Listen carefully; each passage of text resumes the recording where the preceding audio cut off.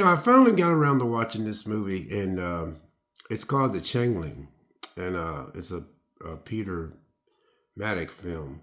This movie is just it's depressing in a way, and it's dark. Happy Sunday, by the way. It's March 22nd, 23rd, and we're in the beginning stages of spring. But anyway, this movie is wow. It's got George C. Scott in it, and uh,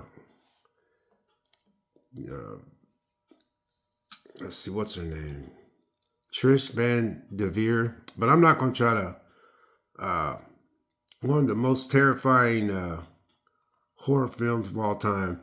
I don't know if it's that, but it's up there. A genuinely scary ghost story that hits the right notes. It does hit the right notes.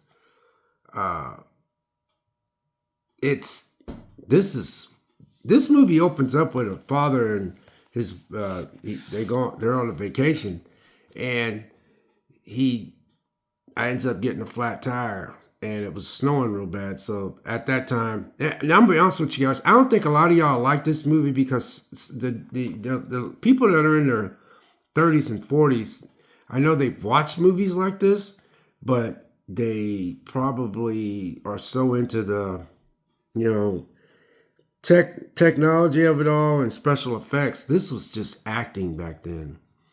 But whew, man. So his daughter, he goes to a payphone, and his wife and his little girl's playing a snowball fight just till he can get help to get. The car must have stalled or something, but at that time there was payphones, so that'll tell you how old this movie is, right?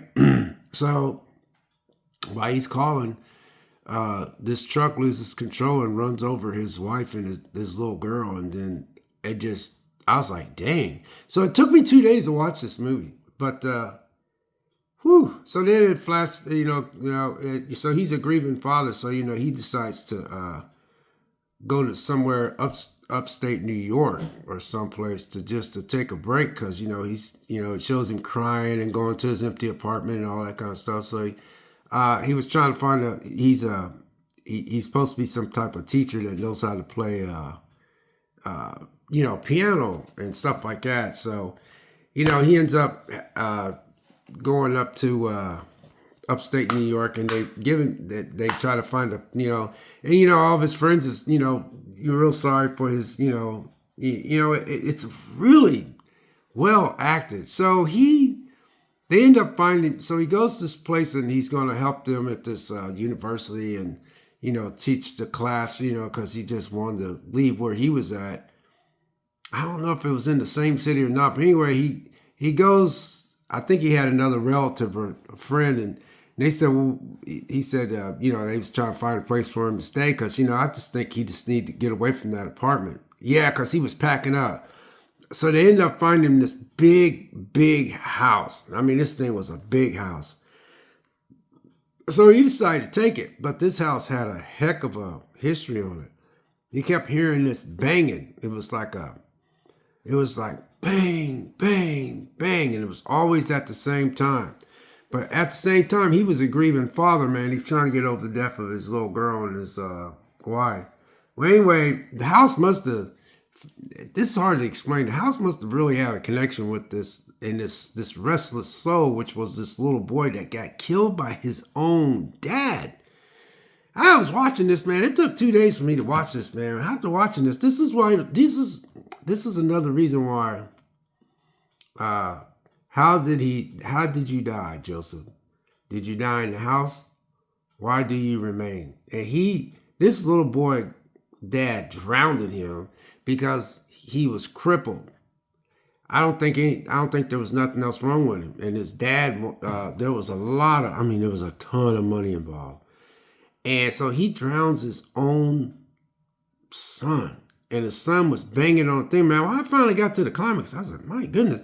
So this little boy is trying to speak through him because he's got a connection. He's holding his little, that's all he had of his daughter because his daughter used to throw the ball at him. So he tried to get rid of the ball. So he took it out to the bridge and threw it over the New York Bridge, something, and put it in the water. So he thought that was it. When he came back to the house, This house was creepy too, and the ball comes going down the steps and it was slightly wet, and that's when he knew something was. But this dude, George C. Scott's character, never left that house. I was like, man. And so I'll read it. Says one of the greatest performances ever. As a grieving music professor tormented by a paranormal horror that includes, those people. So anyway, it just tells you it's the best horror movie in history. Here's the thing. It's got a lot of stuff in here, but so this little boy was buried in a well, and he ended up finding where this well was at, and it found out it was at a house that his dad must have owned or something, and the house got built on it, and he was inside this well, so he ends up going to that house, and then the people that lived there, the mom was telling her daughters have nightmares of the little boy pulling on her leg, and he's real wet. And so he said, you probably wouldn't want us to dig a hole in here, wouldn't you? She goes, no. So then it happened to her daughter again, so she decided to dig a hole, and they found these bones down there with this necklace and stuff. And then this movie takes off from here. Here's what I'm trying to say real quick, because I don't want to make this a long movie. Long video. This is how you should make movies, because I ain't gonna lie, I was sitting there going, man, what's going on here, man? What's going on here, man? It's a well acted, well crafted, I was like, my God, man.